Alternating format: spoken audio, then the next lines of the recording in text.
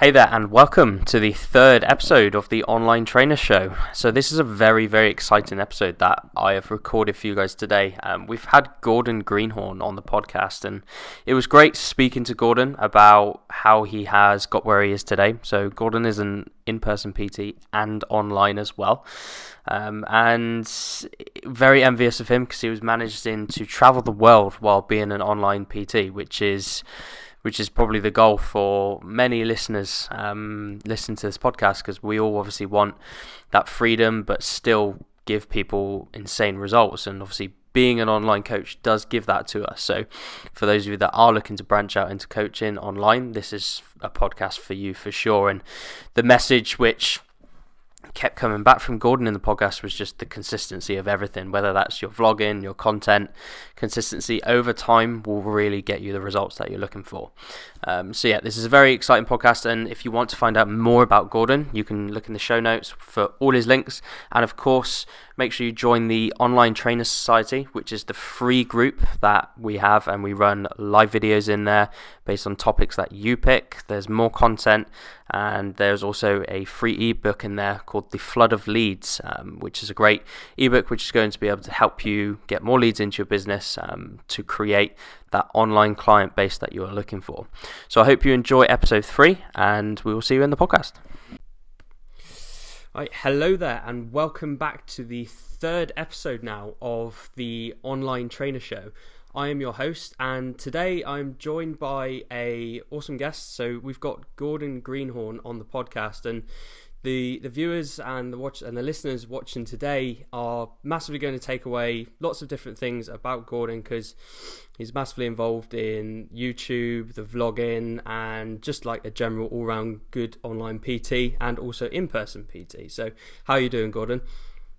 I'm well, thank you very much. Yeah, thanks for a great intro. That's no problem. I always like to do a nice intro because I don't want to just say, hi, it's Gordon. Yeah. Gordon Greenhorn. It's a funny last name. I don't think you can miss that one. I got it right then. Yeah, you did. Yeah, good. Absolutely fine.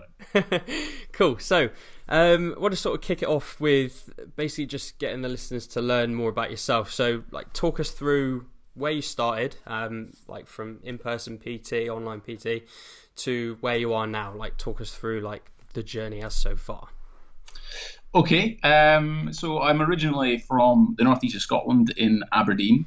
You can describe me as a tuchter, which I wonder if some of your Scottish listeners will know what that is. But essentially lived in a rural farm in the middle of Aberdeenshire.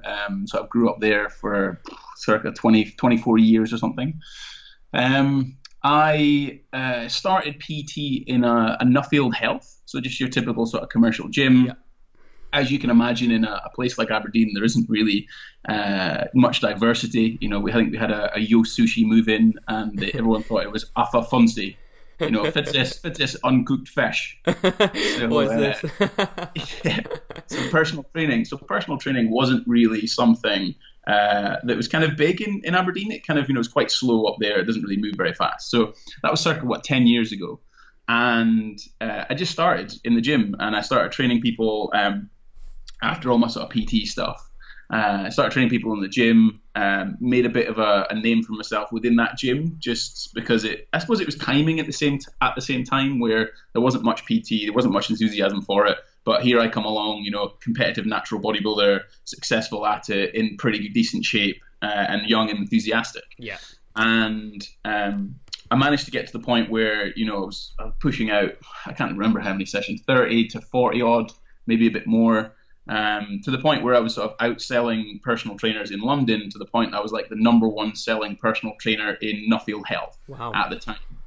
And that kind of got me to the point where the sports director, or the sort of physical director of the company, wanted me to come down to London to discuss how they could sort of improve personal training within the company and sell more and all that kind of stuff.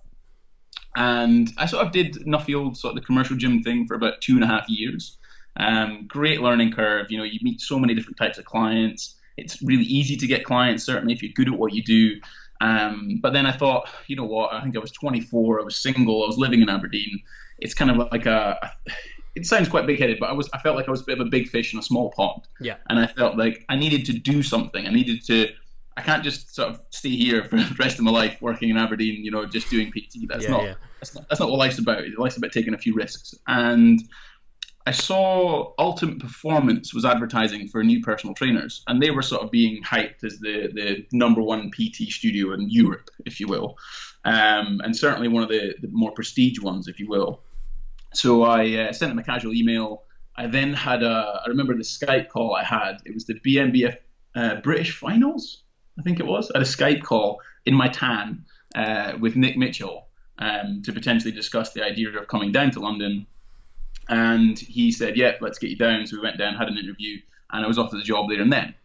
I worked in that gym, Ultimate Performance in the city, for 18 months. Again, an incredible learning curve. I'm sure there's some people will have opinions on activities that would go on there, etc.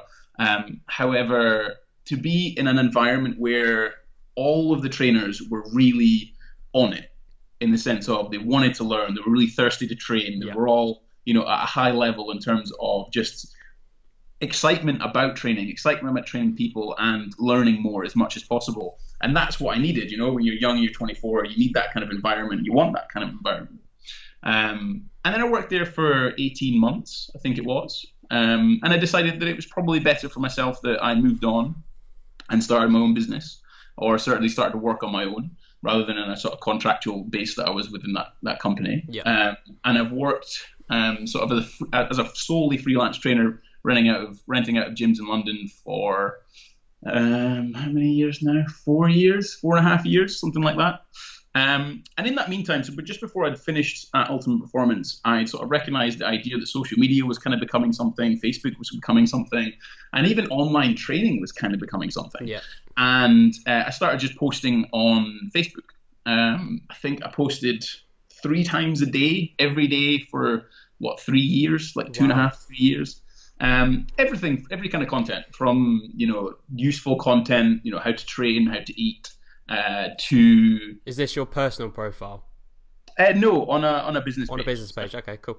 So I started a business page. I think it was kind of influenced by Scott Bapty at the time. He had his sort of lean files blog, if you remember back then. I don't know if you even knew he was. I can't remember that. No. Yeah, no, I'm getting old. I mean, this ballpark.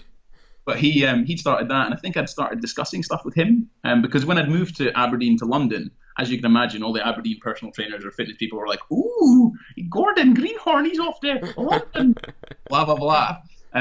So I think he'd contacted me, and we got discussing about it. And I was like, right, I need to start something. So I started a page, and then just started posting on it really regularly.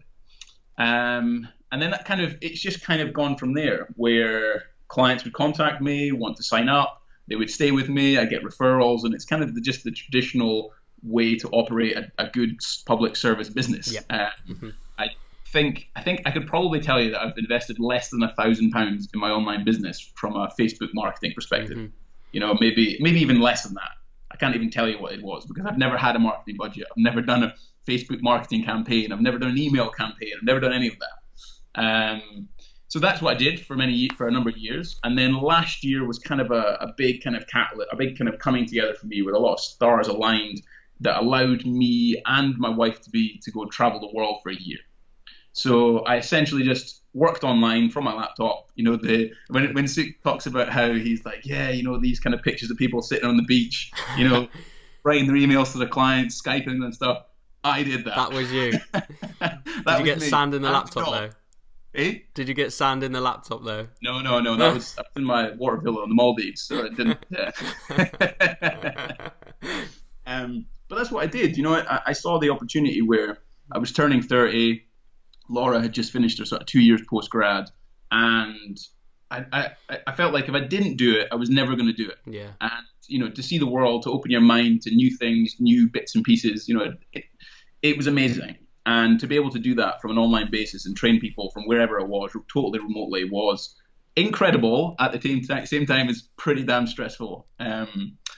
And then I came back after the year. A few of my one-to-one clients that I've worked with many years, just as we sort of spoke about before coming on this podcast. I train a few of them, about 10 hours a week roughly, in a private gym in London. And they're great clients, and I've known them for absolutely years. And it's fantastic. They're kind of friends and clients at the same time. And my online business kind of ticked over. It didn't grow last year, but it ticked over quite nicely. Yeah. And I've come back and I've started the vlogging thing again. And I think I missed out on natural bodybuilding vlogging prep, whatever. But yeah, I'm sure we can get into that kind of stuff. Yeah, we'll get. I think that's my background. I think covered that. 10 covered fitness industry, usual thing. Amazingly well. Yeah, I think anyone who doesn't obviously know about yourself is going to definitely know now. So no, that was great, and it was great for me to actually find out about the Nuffield stuff as well, like being sort of the top-rated trainer. So that's obviously a good way to get into, like, obviously being into training in London and stuff is put the work in and just get yourself up there, and yeah, you'll for sure get there. So that's cool. So like in terms of online clients, how did you get your first online client? Was it specifically through the Facebook content you were posting, or did you do any other types of methods, like a free challenge? Did you take someone on for free? Because like when people see online, obviously it's a different ball game to in-person PT. So learning the systems and stuff before you jump into it is obviously one of the key factors. So what was your first? How did you first get someone into your coaching? Yeah, I think the landscape was different then. Yeah, very different to what it is now. It didn't really exist, certainly in the UK. It wasn't really a big thing. And I think I've often even to this point now run on a slight ignorance to sales, a slight ignorance to marketing, if you will, and just because I started the Facebook page not because of I wanted to get online clients. Yeah. I just felt like, I was a young 17, 18, 19-year-old, very impressionable supplement whore that really wanted to try and share as much information that was as correct as possible, so that people didn't have to waste time. So it was never a strategy to then get clients. And the only reason I think I got clients was maybe because I was just posting about stuff that I liked. And that then attracted people that liked the same stuff and liked what I said and wanted to work with me.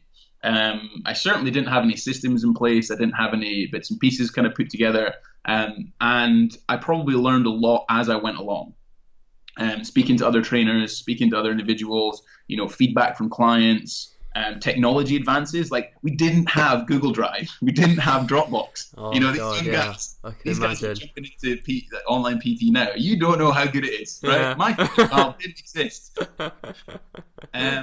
And I think it also kind of started based on my sort of natural bodybuilding background. It's quite specialized in that sense, and people want to know how to diet and what to diet. So it kind of started on that, if you will. Yeah. And I think the way that I got clients was just constantly turning up, constantly posting content, interesting content, just any content to a certain extent. Mm-hmm. And being there in the forefront of the mind of an individual who was potentially thinking about it. And then it was a case of just getting results. It sounds like really, really difficult, or really obvious, but you just get great results with clients. They'll win shows, they'll do really well. Then you get a client that's kind of a bit more Instagram or Facebook famous than you are, and then they share the fact that you're their coach. And then I trained James Concy Mitchell to his pro card. I trained Tom Brazier to his first pro worlds at the WBFF. Okay. I had guys win overall shows at bodybuilding competitions. And this is kind of the really early days of Facebook. So it sucks now that I can't really sort of kind of share that as much as I used to. But yeah, that's kind of it really. It wasn't anything fancy, to be honest. It was really just a case of turning up, posting every day. But for the listeners that are listening now, the environment was different. And I think I'm lucky now that I have that foundation of those results that came with the working with good clients, and I've kind of got a kind of a foundation. So I don't know if I can be too helpful in helping people get more clients, apart from just the good old show up. Yeah, the good old show up and just be there. Yeah. So would you say like building that foundation's like really impacted where you are now in terms of like getting new people in, like, because like obviously you're well known from obviously in the past as well to now. Do you find it easier as such? Probably. I've never really sort of analysed my market, and I've never really I've got weird poster things up now. These are quite new, where I'm actually trying to profile people and set goals and stuff. Where it sounds like I'm a bumbling businessman, where it's just kind of been really lucky. But I think I set the foundations of making a lot of content and producing a lot of it that's interesting. And I think there was when we look at the landscape change from where it was, there's no Dropbox, Google Drive, no real kind of Facebook marketing campaigns to now. But in that little between point, there was this shift to evidence-based movements. Yes. I think I'm talking about that in my vlog that goes tonight, where there's this shift into the evidence-based movement. But there was a lot of people just kind of arguing, and there was no one really actually demonstrating the fact that you can eat a McDonald's, you can eat pizza and get super shredded. Mm-hmm. It just needs to be kind of calculated and managed and slightly manipulated to a certain extent. Yeah. And I saw that opportunity, and that's where the vlog started. And that was the difference from going from, a circa 25 to 30 grand a year PT to something that was way more than that. Yeah. That did enable me to go and travel the world and pay for two people to travel without using any savings and doing anything like that. Because the vlog essentially took a written word into something that was real and almost a reality TV series of 210 days of daily blogging. Mm-hmm. And that totally changed how many clients I was getting and how many inquiries I was getting. So, there was that change, and I think it was becoming relatable, but doing something a bit different that was interesting. I don't know how helpful I am. No, that's really good, and it kind of leads me to where I wanted to sort of ask a couple of questions in regarding to YouTube, because obviously, like, you've had your daily prep vlog, which we've just touched on there a little bit then as well, and YouTube itself is like, would you say that's your main influence right now for content? Obviously, like, you're posting there, I think it's like twice a week now, videos right at the minute, and obviously in previous times it was daily. Like, do you notice a difference between how much inquiries you get and obviously the successes in the different periods as well? I'd say that I post both platforms, so Facebook and YouTube. YouTube, I wouldn't say I really get many views or inquiries off the back of that. I'd say that Facebook is still my number one go-to from that perspective. Okay. So, can I directly say that the vlog influenced someone to contact me about online training? I don't know. Maybe. I can say that certainly during that daily prep series, there was a direct impact on my business. Like, mm-hmm. I can't ignore that. When you look at the PayPal changes in graphs and things over periods, I can see that had a huge impact. And I think it was, like I said before, it was the combination of daily content. Every single day at 5 p.m., I posted a video. To this day, I don't know how the hell I did it. Prepping and editing. Like, I was up till 1, 2 in the morning editing videos for the next day. Were you doing in-person PT at that time as well? In-person PT. I was doing 15 odd hours. I had my online clients, and I was still creating content online. Crazy. So I didn't sleep very much. Yeah. So there's that kind of thing, and it's kind of content maybe I've become known for a little bit. People seem to enjoy it still. I've tried to up my game in terms of the video content, but it's less frequent. And again, I think I refer back to the idea that I got 2 referrals this week from clients that have been speaking to people who are either wanting to compete or just want to get leaner for a holiday. So it goes back to that sort of traditional method, and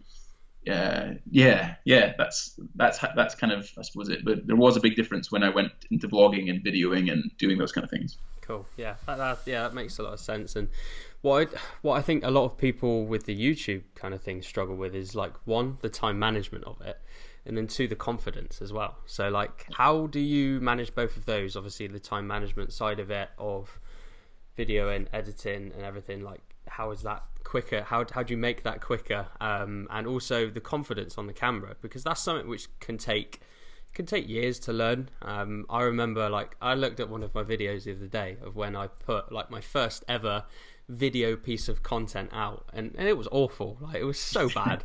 It was just like monotone voice, just talking about something, and it was terrible. So, like, how do you obviously do that? The biggest thing is don't think about it. Okay.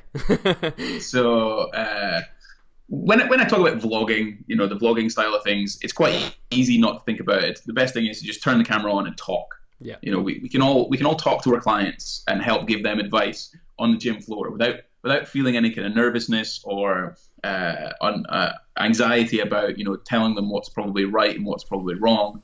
And And there's nothing wrong with that. Just because you're not thinking about it, that's what you do. You know what you're doing. You know how to do it. You're confident as a professional, and you can do those things. So it's similar like that, where you might have a premise of what you're going to talk about. It's going to be fat loss. What are the key things I'm going to do? Boom, right? Talk to the camera. Let's do it. And then you can edit it. You can break it down, make it sound a bit more coherent. But even then, not being completely clean cut and sexy and very clinical can come across more genuine and more interesting, and often can lead to something that's a little bit better than necessarily something that's really well edited and filmed and whatever. To improve content, like I said, turn it on. And there's often a little bit of ignorance to a certain extent. I try not to think about what people think about me doing what I'm doing. Yeah, that's a big one. I can see people looking at the corner of their eye what I'm doing, or they're like, oh, who's this guy with a camera? Or like, shit me, I get people coming up to me going, oh, what's that big camera for? And you're kind of like, all right, okay, yeah. But people are usually just more inquisitive, or they don't care. Mm-hmm. It's one of the other two things. And when it comes to like kind of stand-up content, like I don't know if this has been recorded as a video, but all my stuff's being like around me right now. It's just there to make it look good. And again, it's a case of just turning the camera on and talking. Don't turn it off. Just keep talking. Keep talking about stuff. You'll say the wrong word, you'll say the wrong things, but you can still edit it if you want to. You can still manipulate it a little bit and move it around. In terms of like time management, so from a daily vlog perspective, I'll film all day. I'll either edit that night, but if I have time like today, this morning, or this afternoon, I'll edit now and get the videos done. The vlogs can take anywhere between an hour to 5 hours to edit, depending on what they're included in them. 5 hours. Yeah. Crazy. Yeah, it's a big commitment. And then like the time management stuff. So even if you're doing short videos, like you can still do it on your phone. Most iPhones have iMovie on it. You can edit them together. I think Jamie Alderton's a pretty reasonable example of creating video content quite quickly. But the more I put into my videos, the more I learn the shortcuts on the keyboard, the more I learn the software that I'm using, and the quicker I get at it. I probably don't even need to touch my mouse anymore. I can just press Q and W for cuts and deletes and space bars and all sorts of things to move stuff around. So you just get better at it, and you upskill very, very, very, very quickly, especially when you've done 354 videos in 2 years. Crazy, yeah. So yeah, I think those two takeaway things is just turn the bloody camera on. Yeah. Don't think about it. Like, just the more you think about it, oh, I've got to say the right thing, I've got to say this, I've got to do that. No, just record it, right? Record it, cut it up, see what it looks like, and then put it up. Yeah, done. Oh, that's a great piece of advice. Just turn the bloody camera on. Yeah. I like that. Like, what camera should I get? I've got this big stupid thing sitting here. I've got mics, I got gimbals, I got things. Yeah, it's great. It makes my videos look really nice, and they look really kind of professional. But that doesn't matter. I'll vlog on my phone. I'll vlog on my little G7X thing. Ultimately, the story and the content that you're producing probably is better than necessarily the visuals. Yeah. So, like I said, just turn the bloody camera on and record something. Just out of interest, what is the camera that you're actually using? Because I've actually watched like a few of your vlogs and everything, and the ones like especially the recent ones, the lighting and the quality is really crisp. And obviously, like you mentioned, that's not what matters, but obviously it's nice to have good quality, crisp videos. So just for the listeners, like what cameras are you using currently at the minute? So I've got a Canon 80D, and I use a Sigma 18-35 1.8 lens. So essentially, it's a low aperture lens which lets in a lot of light. It's like the iris in your eye. It opens up loads of light, and it also creates that nice depth of field in the background. Okay, cool. I think it's also important to understand that it's not just the camera. So you can make an iPhone look really good. The key is to set up good lighting conditions. So right now I've got a window that's facing me, which looks quite nice from even from a webcam perspective. But then you can create cinematic things where you have a bit of darkness on your side of your face and a bit of lightness on your right side of your face. So you can, again, use natural light. Yeah. Composition is important as well. So using something called the rule of thirds, where you have the horizon on one of the straight lines, and then you have your pointer intersection of these lines on the other two, where, like, if I sit here, this is on the one line, there's a line here, and then there's a line here. So it means I look slightly more, the image looks more dynamic. So you'll see me going from one side to the other. If I just sit here, I just look like a plum in a room. If I sit here, it looks a little bit better. So composition and things help. There are other aspects, slightly more daunting aspects that I've slowly got into, which is color grading and color correcting. So I make sure that things like the white balance, so behind you, for example, there's a wall that's probably white, but it doesn't look white in the camera. Okay, yeah. You can adjust that within the settings on things like Adobe and whatnot that I use. And then the color grading. So the color grading, I use things called lookup tables or LUTs that I apply on top of the videos that create a look. So it creates kind of the way I want my videos to look, if you will, like a style, if you will. Yeah. So the camera I use an 80D. Yes, the fancy lens and things makes a difference, makes it look good, and it's definitely worth purchasing. Certainly from an online trainer's perspective, is getting a really good camera with a really good lens and invest some money into it, get some good audio equipment. I also use a little point and shoot. I don't know, I've got it here. It's called a G7X Mark II. It's a little kind of vlogging flip out screen camera. That's to note. Make sure you buy a camera with a flip out screen. Don't buy one that's not got one. It helps so much with composition and whatnot. And I use my phone. Like, your phone these days can film in 4K at 60p. Yeah, it's good, isn't it? Insane. Absolutely insane. So they're really good, and you can use them, put them on a tripod and film with that. You can get a lav mic for them and it'll sound really good. But it goes back to that idea of just turn the bloody camera on. Turn it on, yeah. But do think about it. Like, go on YouTube, check out people like Peter McKinnon for tutorials, a guy called Travel Feels, or Mate Hapoya, I think his name is. Absorb content as well. Absorb a lot of YouTube content. Look at the vloggers, not just fitness vloggers, because they're usually pretty crap. Look at kind of videographers, photographers, check out what they do, how they do it, and then try and replicate it from that perspective. Cool. I should really create a how to vlog thing. Yeah, I was gonna say that if online PT ever goes down south, then you could just create a vlogging course. Yeah. Easy. Cool. That's really good insight into YouTube and everything that comes with it, because it's something which I'm trying to get into. I mean, I don't think I'll ever be in the vlogging side of things. I kind of like just setting up a camera and talking about a subject for 10 minutes, something that is different to the vlogs and everything, but just more of a consumable bit of content which wouldn't fit on Instagram. So just talking about fat loss for, I don't know, eating burgers and chips, whatever it might be. But that's just kind of what I'm trying at the minute. But I'm sure try loads of stuff, and I'll definitely have a look at those people that you mentioned. So that's really. I think the difference you have there is the different platforms, and I think Gary V's book on was it right jab right hook or whatever. He talks about quite well about how the different platforms have different requirements. I think stand-up content, or like you're discussing, is probably a slightly better aspect for Facebook rather than YouTube, because YouTube's almost like Netflix now. Yeah, in that sense, certainly from the content that I consume personally. And this is where you look at Will Smith, for example. He's just started vlogging on YouTube, and that's huge, right? He's a massive movie star who's captured an audience on YouTube. And I always said that if Kim Kardashian created her own YouTube channel and just had that as her reality TV, she'd have hundreds of millions of followers. It would be through the roof. And Will Smith seems to have done this. And this is where I think that YouTube I think the production value nowadays needs to be slightly higher. I don't think short content is very good for it. I think it's quite long content is important.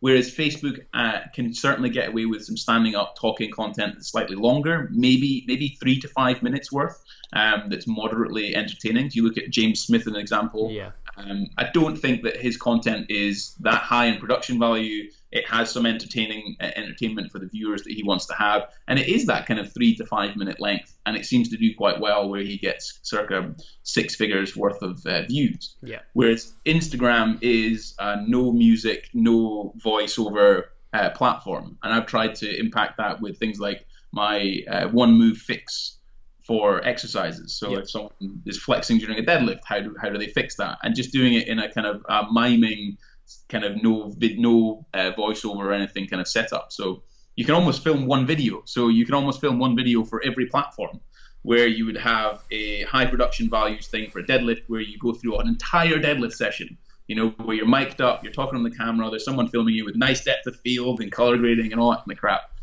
But then you can cut that into stuff for Facebook. So you can take very small segments of that, place it into a video that's only 3 minutes long, And then you can even cut that video up into something that's 15 seconds to 20 seconds long for Instagram. Yeah. So you're essentially creating the same. You're filming one video, but for 3 different platforms in 3 different ways. Yeah, that's awesome. There's actually a method that we use over here for the online fitness business called create once and publish everywhere. So Yeah. it's you've got your Great minds. Yeah, well, yeah. it's not my thinking of it, but it's one of the things which comes within the course. And yeah, it's that's really interesting that you use that as well. Because I've seen on your Jack. It's a good plug. I like that. It's because on your Instagram I've seen you doing it with the deadlift as well, like where you'll make a wrong versus right video for Instagram, and then you've got your bits on YouTube as well. So yeah, that's a really good way to use it, and it saves creating tons and tons of content. Like specifically for each platform, you just make it all up, edit it up, and yeah, you've got 3 pieces of content. So yeah, brilliant idea. Cool. So I want to sort of go into what your business model looks like and what your service actually is as well. So in terms of your service, like what you offer package wise, like are you strictly just like one-on-one per month, or are you offering group services as well? What's like the bread and butter? So this is often something, I think this is why I've got these things behind me, is that I'm even trying to discover what I am. I've kind of run on the curtails of the fact that I've just been good at my job, or I feel like I've been good at my job, and I've attracted clients, and I have a relatively strong personality from that perspective. So that I'm still in that process. But I'd say that my one-to-one is a package base. I offer minimum of 10 sessions up to some clients purchase 100 sessions. That can be anywhere between 800 to 7,000 pounds. So it can range between those two bucks depending on what the client wants. Yeah. So it's just a package, 10 up to 100, whichever one's 10, 20, 50, 100. And that's how they run. And that's how I've sort of done it since I left UP sort of back 4 years ago or so, 5 years. From an online perspective, I initially would set up a package. So it would be, I think off the top of my head, from 5 odd years ago, it was about £300 for 12 weeks, give or take. It would then include, emails backwards and forwards. It didn't have any Skype time. It would have their workout spreadsheets and nutritional guidelines and adjustments and things included. And that was pretty much it. From there, however, I started to recognize that direct debit or a standing order of some kind is probably better from a long-term business perspective, because you know how much you're likely to generate each month, rather than just kind of hoping that someone signs up to a package. Yeah. And I have a minimum commitment of 3 months. I have 2 of those packages. So it's like a silver and gold. The silver package is where you have a recurring payment each month, and they have email contact. We do a Skype once a month. They do their workout spreadsheets, their guidelines. I can do an example meal plan and things for them as well. And that's how I kind of turn that over. The gold package is a bit more contacts. They have more Skype time. Even have a coffee with me if I'm in London, for example. Yeah. That kind of thing. And they have more example meal plans. Just more contacts, so more stuff. I have a one-off package, which is like a bronze package. So if someone just wants a program review, an overall sort of nutritional guideline changes and things, and an overview of what they're doing, and they have a one-off payment for that. Some of my other clients from an off-season perspective will do the bronze package. So every 6 weeks, we'll rotate a program, we'll go over the nutritional guidelines, and they kind of set up things like that. And those are the 2 sort of packages that I offer, and the 2 sort of setups. Yeah. But like I said, I'm still in my process of coming up with bits and pieces. Yeah. So would there be any plan to do any kind of group coaching, or is it literally just like the one-on-one setting that you like doing? Yeah, I tested the idea of something called a power building program, which I'm kind of had running for 10 weeks. I had 17 guys sign up to it, and we run through the program. It did well. The guys got great results. They increased their 1RMs and things. But I think there's further refinement I need to do with that. I think I would need to do more movement in terms of setting up a few different things. Like they had Q&A questions and stuff that could probably be answered quite quickly and quite easily. Yeah. But even then, they had their guides and things that I'd written for them, but most people don't really read them, so they just ask questions. And it is more scalable. And I am quite interested in the fact that men aren't really serviced in that area. You have the body coach, you have the fitness guy, my old boss, who used to be one of my clients as well. like those kind of groups are all very tailored to women. And I just also wonder, how much are men interested in group coaching compared to women? Women. I'm generalizing, so people, you can definitely tell me I'm wrong, but I tend to see more women do classes, certainly from a gym perspective. It is changing now. Young girls are tending to do a bit more weight training, but I tend to see them training with another girl. Yeah. Rather than just on your own. However, men seem to be very kind of, I'm a dude, I'm going to put my big headphones on, I'm going to train my arm. And then you might weirdly ask someone in the gym if you can film me on a squat. But that kind of thing. So, how much, and my target market and my interest is in individuals who are a bit more, that I always saw that my top 10% online was the 10% gym goers, the ones that have a gym membership, that use it regularly. They kind of see personal training as kind of a bit crap in the gym that they're working in because it is a low barrier to entry. And they follow me on Facebook and they're really interested in the content, and they actually want to have some sort of structure in training and programming. And that's that they sign up, and it's a bit cheaper than one-to-one. So yeah, that's I have considered it, but I'm kind of in the humming and hawing of whether or not it's probably a decent way to go. Yeah. Cool. Yeah, that's interesting to hear as well. Because I mean, like, group coaching is something that I've got as well as my one-on-one. And like you mentioned, with the men and the women, I actually tend to see more men get involved in my programs, in the group ones. Yeah. But it is one of those ones where you do go off and you do your own thing in the gym and stuff. So it's kind of just like that adherence point of view that they come on for. So yeah, that's cool to hear. And the power building one sounds cool. It's always I like the power building kind of programs because it's a bit of a mix of both. yeah. The way that I set up my programming allowed them, where we did a sort of an intro week where they had a test session of some kind where it was kind of running at a 9 RPE. And then at the end, we had a sort of a bit of a deload and then another test session at the end of it. So it was kind of like a good beginning and end. Yeah. And it worked really well. Like the guys, most of the guys interacted quite well. We had a good overall sort of vibe going.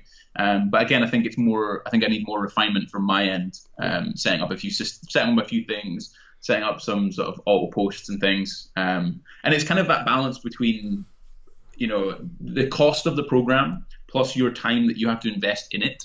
I think it's important to judge the difference. I've got high-paying clients that are one-to-one, and I've got high-paying clients who are online at the same time. So, how much time do you dedicate to certain parts of the programming? Yeah, that's quite important. Cool. And in regards to obviously the services that you just mentioned and stuff, it's something that I don't see with a lot of like well-established trainers, is they don't really sell their service. Like, I don't see you posting on your stories every day like 5 spots available, or like I've never done that. A post with you holding a shaker, or just saying something like I've got client spaces. I just don't really see a lot of established trainers like yourself and others in the industry sell their services. So like, do you do it in a way like by email, by your content, by ads, whatever it might be, or even like in-person training? Do you try and convert them into online clients? Like how do you sell as such? How do I sell? That's a good question. Yeah, it always stumps a lot of people because you think about it, and it's a lot of people have different methods. So it's always interesting to know everyone's different way of like selling. Or how do I sell? I think when a client initially inquires, I do not have an auto response. Okay. There's no auto response. Because I know that if a client inquires, it'll be a new email that'll pop up. Because I do try and allocate time where I do my updates and my check-ins and manage my time a little bit from that perspective. But if I see an email pop up that is an inquiry, I'll try to respond quite quickly. Yeah. And I tend to try and bombard them with questions. So I want to know everything and anything about them. And sometimes at the end of it, and often at the end of it, I'll actually apologize, because a lot of people, I can imagine, be bothered by the fact that I've asked them loads of questions. And I'll apologize, sorry about the questions, but let's just talk things through. Like I want to get to know what you're like, who are you, what's your training like? Because usually, you'll know this, you get an inquiry, they'll say, oh, I want to do some coaching and lose some weight. Okay. Yeah. Right. Any more info? Yeah. Anything else? So I just bombard them with questions. And I suppose the response that I get from that is, I really like the fact that you care. You're actually interested. I haven't even given you any money. You're actually interested in what I am, or who I am, or what I want to do. So I suppose that's a selling method, if you will. you're genuinely putting an interest in an individual and trying to find out what they want. Yeah. And I think once we've had an open discussion, let's say we've had 5 or 6 emails backwards and forwards, maybe sometimes less than that, I will. One of the key things, this is what Steve Bradley taught me. He said that you have to ask the question, are you interested? Mm-hmm. And the first, when you're in person, like talking like this, me and you, the first person that answers that loses or wins, whichever way you want to look at it. So at that point, when we're getting to the point where we're starting to close and we're starting to talk about it, you say, are you interested? This is where to sign up. And the important thing is that you have an easy barrier to entry. So I have a link that is Gordon Greenhorn packages, silver package. They click the link, it goes straight to the PayPal. They can pay and click and done. Yeah. That's it. So that's probably my selling method, if you will. Yeah. To attract the client, again, I think it refers back to the point of I'm constantly turning up with content. I have run one campaign many years ago, 3 years ago or so, that was with a guy called Scott Quinn. I used he was a fat picture of him, and then he got absolutely peeled, like absolutely ridiculous.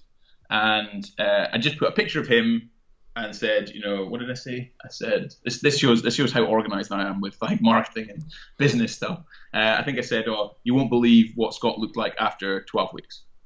And I think I got 30 inquiries off the back of that. Wow. And it was a link to a client, essentially a client case study where we just mapped out everything he'd done, completely transparently. Just this was his macros, these were his weight changes, these were his, week 2, week 4, week 6 pictures all the way up to week 12.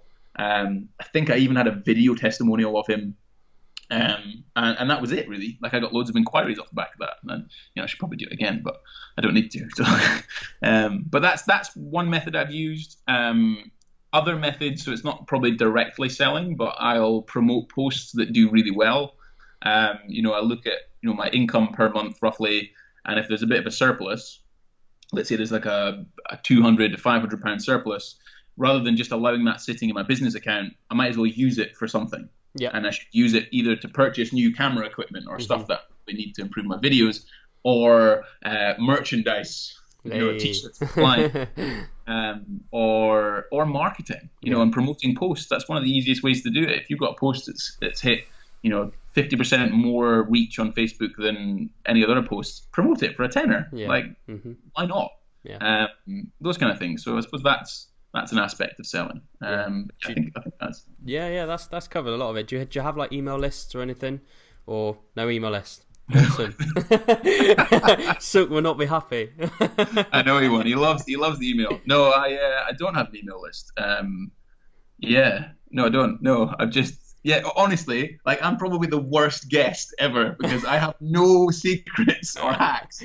I'm a dickhead that turns up on the internet, tells the people that they're wrong, and then people like that, and then I started vlogging and people like that, and then here I am. But that's what works, and like putting out that content is exactly what has worked for you. So it just shows that you don't need things like the emails and stuff, even though they're good to have. Like you don't need them specifically to get to the position where you are. So no, and you're right there, and if I can lay some confidence to anyone else, it is a case of just like. With a lot of stuff, it's better to have tried and failed than never have tried at all. Yeah. And I think that the way that I like to do things is to jump into the shark-infested water and try. Yeah. Try and get back out again. And that's a big part of business. And unfortunately, if you're not sometimes willing to do that, or certainly take big risks, or at least a moderate risk, you won't really survive. Like we're all self-employed, we're all entrepreneurs. Maybe you're better set just working in an office. Maybe you aren't destined to become an online personal trainer, or even a one-to-one personal trainer. Yeah. So there is that aspect. But it is a case of you just got to go for it and jump both feet in and do what you can do. See what you can do. Mm-hmm. Yeah, just go for it and get stuck in. Yeah. So obviously I don't want to keep you for too long, mate. So like one big question for a lot of trainers, they would all want to know, what would your advice be for someone wanting to transition to online? Like maybe they're doing in person, maybe they're just doing another job role, but they want to get into online PT. What would be your biggest advice for them? And I think I know what's probably coming. It's quite a simple answer, really. Like if you want to learn how to become a joiner, like if you want to learn how to become a hairdresser, if you want to learn to become a gardener, like go and do it. Like just can do it. Like turn up and do it. If you want to get into online training, just like I said, for 3 years I posted every day, 3 times a day. That's like nearly 1,000 posts a day. That's 3,000 posts. Like people can't ignore you if you just turn up every day. They can't ignore you. And you know what? And that method, yes, sometimes the content might not be your best content. I've certainly made huge mistakes. I've certainly made terrible decisions with some of the content that I put out there. But fundamentally, I was constantly coming up with content. And I hit some absolute gems sometimes. And they went viral. Like I've had some videos go 150,000 views on Facebook and things. Sometimes you hit a gem and sometimes that then reaches someone. And that sometimes will be someone that wants to sign up for online. So it is a case of just start right now and start producing content. You're not going to sleep. You're not going to eat very much sometimes because you're just constantly working. But I think, for 5 years I did that. And then last year I took the trip of my life, 25 countries, 366 days for me and my girlfriend. We stayed in one hostel the whole time we were there. We did hotels and Airbnbs and had an absolute whale of a time. All from the fact that I built up an online business to allow us to go and do that. And that was just because of the fact that I didn't think, I don't know what people are going to think of me, or, I don't know if the content's good enough. I just produced it, put it out there. It is difficult now, and I think it's more important now that people do network quite well, and they talk to other individuals, and, they also try and push their kind of attributes in the sense of, are you training? Are you trying to get lean for something? Are you a power lifter who's pretty strong? Whatever, I don't know. That you have to be in the game as well, and showing that you're in the game and demonstrating that you're in the game. Turn up every day, every single day. Create something. It's not difficult. Yeah, that's a sound piece of advice, solid piece of advice that a lot of people just need to start doing, is turning up, creating content. And like you said, like with the three times posting a day, one of those posts maybe in the 3-week period that you do it might go viral, and then that will lead to more inquiries and everything else like that. So just doing it eventually will lead to where you want to get to. So that's fantastic piece of advice. And just like before we go, where can the listeners and viewers find out more about you? GordonGreenhorn.com. You can sort of see I need a new website as well. Don't get me started on that.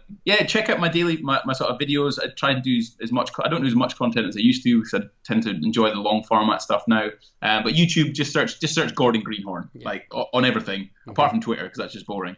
Like YouTube, Instagram, Facebook, Gordon Greenhorn. And if anyone has any questions that they have after this podcast, I'll be more than happy to answer them. You just have to contact me at mail@gordongreenhorn.com, and I'm sure I could probably help. But yeah, that's it really. Just search Gordon Greenhorn. I think I'm top of Google. I mean, who the hell's called Gordon Greenhorn? Well, when I tried to find you on Skype, a fair few. Yeah, apparently Skype has a number of Gordon Greenhorns. How weird. I've got to meet these people. I've never even met anyone with the same last name, let alone with the same first name. People don't know how to spell it in London. They're like, Jordan? No. This is a Scottish name. Got it. Well, I really appreciate you coming on, Gordon. It's been great having you on here, and I've learned tons, and I'm sure the listeners and viewers have as well. So really appreciate you coming on to the podcast, and yeah, fantastic. So thank you very much. Thanks for having me. Right, that concludes the 3rd episode of the Online Trainer Show. So massive thank you again to Gordon, and we will be back soon.